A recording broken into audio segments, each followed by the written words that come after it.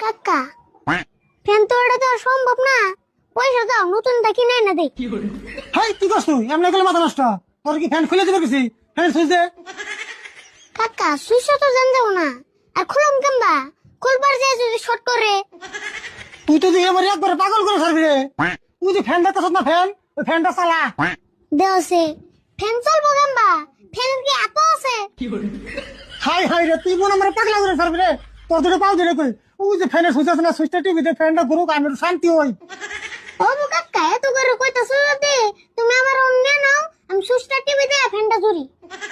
কাকা ওর তুমি ফরমাই দোকে অন্য গাল আইসা কোন হানি আছে না?